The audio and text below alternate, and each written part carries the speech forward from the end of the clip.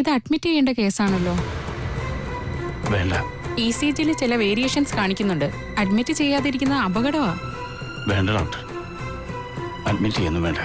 വിശ്വനാഥ, ഇതങ്ങനെ നിസ്സാരമായി കരുതി അവഗണിക്കാവുന്ന കാര്യമൊന്നുമല്ല. Something serious. അന്നേ ഞാൻ പറഞ്ഞില്ലായിരുന്നോ വീണ്ടും ഇങ്ങനെ വന്നാൽ അഡ്മിറ്റ് ചെയ്യേണ്ടി വരുമെന്ന്? കൂടെ വന്ന മകളോട് ഞാൻ പറഞ്ഞതല്ലേ. ഇപ്പോഴത്തെ സാഹചര്യത്തിൽ എനിക്കിവിടെ കിടക്കാൻ പറ്റില്ല ഡോക്ടർ, അതുകൊണ്ടാണ് പറയുന്നത്. വിശ്വനാഥ് സാറേ, ഇവിടെ ഹോസ്പിറ്റലിൽ കൂടെ നിൽക്കാൻ ആരും ഇല്ലാത്തതുകൊണ്ടാണ് വേണ്ടാന്ന് പറയുന്നതെങ്കിൽ ഞാൻ കൂടെ നിൽക്കാം. എന്തെങ്കിലും പ്രശ്നമുള്ളതുകൊണ്ടായിരിക്കണമല്ലോ ഇവര് നിർബന്ധിക്കുന്നത്. അഡ്മിറ്റ് ചെയ്തോട്ടെ നീ. ഏയ്, അത് ശരിയാവില്ല ഡോക്ടർ. എനിക്കെന്തായാലും പോയേ പറ്റൂ. ഇവിടെ വരുന്ന രോഗികളുടെ ആരോഗ്യനില വിലയിരുത്തിയാണ് അഡ്മിറ്റ് ചെയ്യണോ, ഏത് ചികിത്സ വേണം, മരുന്ന് എങ്ങനെ വേണം എന്നൊക്കെ തീരുമാനിക്കുന്നത്. അതനുസരിച്ച് നിർബന്ധമായും അഡ്മിറ്റ് ചെയ്യേണ്ട ഒരു പേഷ്യന്റ്. ഞങ്ങളിങ്ങനെ പണ്ടത്തെ ചില കാര്യങ്ങൾ ഓർമ്മിച്ചെന്നേ ഉള്ളൂ. നമ്മുടെ ദേവനോട് ആ കുട്ടിക്ക് ചെറിയൊരു ഇഷ്ടമുണ്ടായിരുന്നു അല്ലേ? അക്കാര്യമാ ഞങ്ങൾ പറഞ്ഞുകൊണ്ടിരുന്നത്. അന്നൊക്കെ എനിക്കും പലപ്പോഴും അത് തോന്നിയിട്ടുണ്ട്. ആ കുട്ടിയുടെ കല്യാണം കഴിഞ്ഞിട്ടില്ലെന്നല്ലേ പറഞ്ഞത്? ഇപ്പോഴും ആ കുട്ടിക്ക് ഇഷ്ടമാണെങ്കിൽ ദേവന് വേണ്ടി ഒന്ന് ആലോചിച്ചാലോ? നല്ലതാണെന്നാ എനിക്ക് തോന്നുന്നു. ദേവേട്ടന്റെ കല്യാണം കരുതി ചാടി കയറി ഒരു തീരുമാനം എടുക്കേണ്ടെന്നാ എന്റെ അഭിപ്രായം. നമ്മൾ ഓരോന്നും തീരുമാനിക്കും, അവസാന നിമിഷം ദേവേട്ടൻ അത് ഉഴപ്പിക്കളയുകയും ചെയ്യും. ദേ, അന്ന് തിരുവനന്തപുരത്ത് നിന്ന് വന്ന ആ കല്യാണക്കാരി ഓർമ്മയുണ്ടല്ലോ?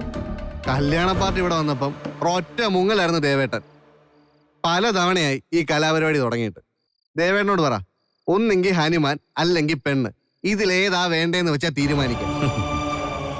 അവൻ അങ്ങനൊക്കെ പറഞ്ഞെന്ന് കരുതി കല്യാണക്കാരൻ നമുക്ക് ഉപേക്ഷിക്കാൻ പറ്റുമോ വിഷ്ണു?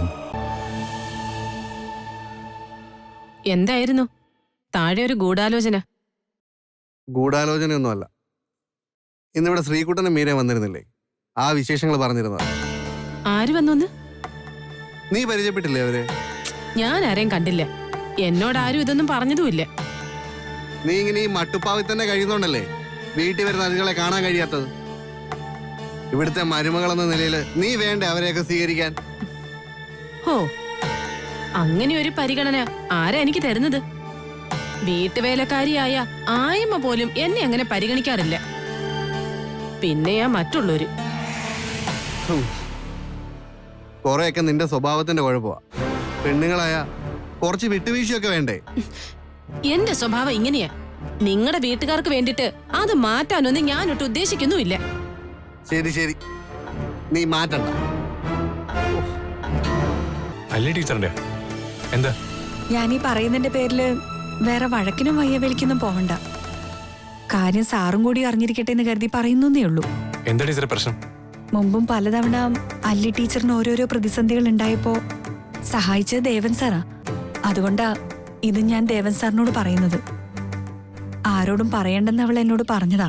പക്ഷേ സാറിനോട് പറയുന്നത് നല്ലതാണെന്ന് എനിക്ക് തോന്നി. അല്ലി അറിഞ്ഞ സമ്മതിക്കില്ല. ടീച്ചർ കാര്യം പറ. വാവച്ച മുതലാളി മല്ലി ടീച്ചറുമായി 1-2 പ്രശ്നങ്ങൾ മുമ്പുണ്ടായത് സാറിന് ഓർമ്മയുണ്ടല്ലോ. അന്ന് സാറാണല്ലോ അല്ലിയെ രക്ഷപ്പെടുത്തിയത്. അത് കഴിഞ്ഞ് കുറെ നാളുകളായി പ്രശ്നങ്ങളൊന്നുമില്ലായിരുന്നു. ഇന്നലെ ഞങ്ങള് സ്കൂള് വിട്ട് വരും വഴി ഇന്നലെ അയാള് റോഡിൽ വെച്ച് ഞങ്ങളെ തടഞ്ഞു. അല്ലിയോട് വളരെ മോശമായിട്ട് അയാൾ സംസാരിച്ചു. എന്താ പറഞ്ഞത്? മടിക്കണം ടീച്ചറെ. എന്താണെങ്കിലും ടീച്ചർ പറഞ്ഞോ. ഞാനത് അയാളോട് ചോദിക്കാനൊന്നും പോകുന്നില്ല. വളരെ മോശ.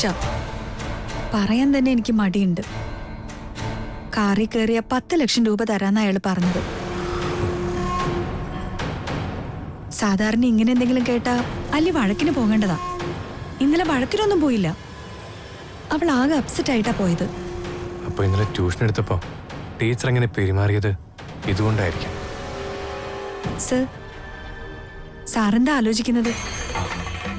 ഒന്നുമില്ല, ടീച്ചർ പറഞ്ഞു.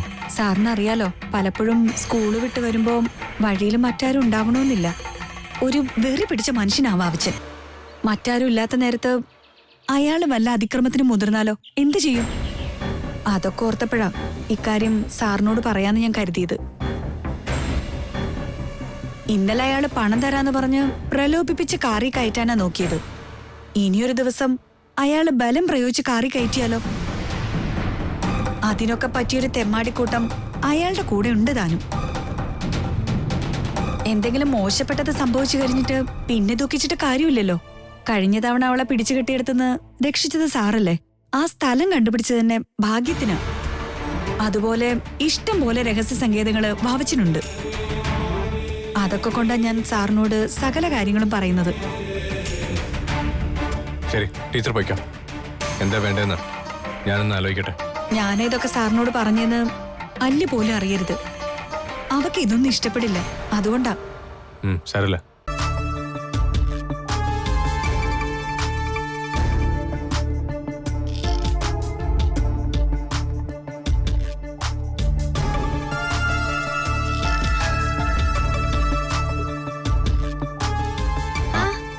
അല്ല, ഗംഗ ഏതോടെ പോയിട്ട് വരുന്നു?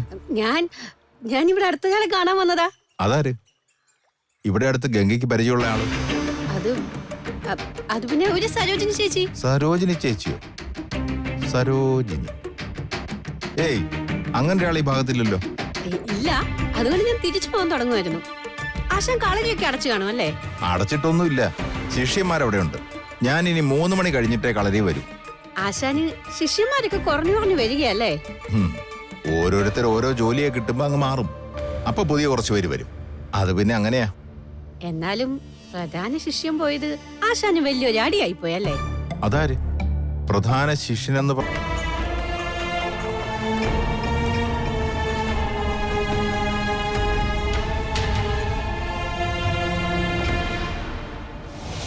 ടീച്ചർ കഴിഞ്ഞ ദിവസം ആ വാവച്ച മുതലാളിയുടെ വീട്ടിൽ പോയിരുന്നു.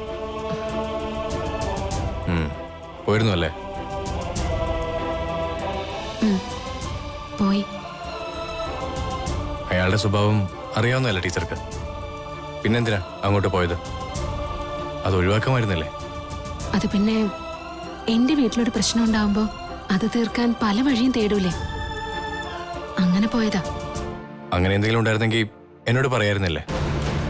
ഞാൻ പരിഹരിക്കായിരുന്നല്ലോ. എല്ലാ കാര്യത്തിനും സാറിനെ ബുദ്ധിമുട്ടിക്കണ്ടെന്ന് കരുതിയാ പറയാതിരുന്നത്.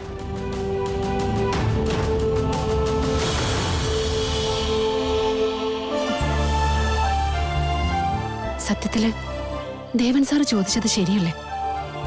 ആ വാവച്ചൻ ചീത്ത സ്വഭാവക്കാരനാണെന്ന് അറിയാം. പിന്നെ എന്തിനാ അവിടെ പോയത്? അപ്പോഴത്തെ ആവശ്യത്തില് അതൊട്ട് ചിന്തിച്ചതുമില്ല.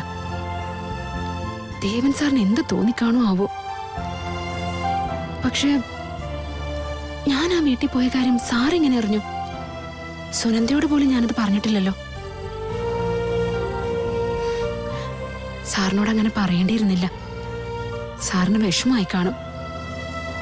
ചോദിക്കാതെ തന്നെ എന്തെല്ലാം സഹായങ്ങൾ ചെയ്തിട്ടുള്ള ആളാ. ചില നേരത്തെ തലയ്ക്കകത്ത് കളിമണ്ണാണെന്ന് തോന്നും. അല്ലെങ്കിൽ സാറിനോട് ആ നേരത്ത് അങ്ങനെ പറയേണ്ട വല്ല കാര്യമുണ്ടോ? നാളെ ട്യൂഷന് വരുമ്പോ സോറി പറയാം. അതെങ്കിലും പറഞ്ഞില്ലെങ്കിൽ ആ പാവത്തിന് വിഷമാവും. നാളെ ആവട്ടെ.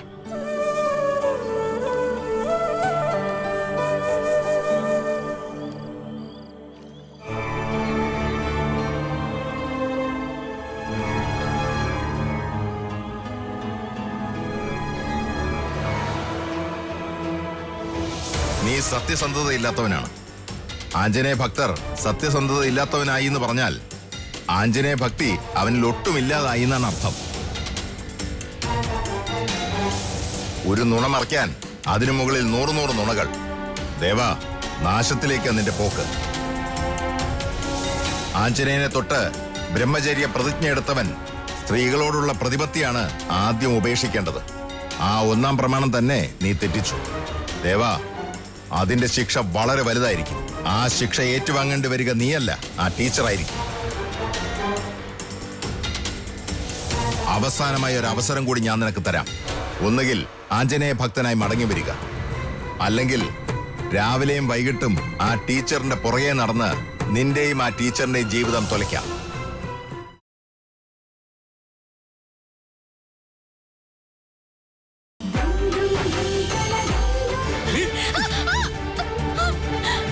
മലയാളം പറഞ്ഞ് മനസ്സിലായില്ലേ?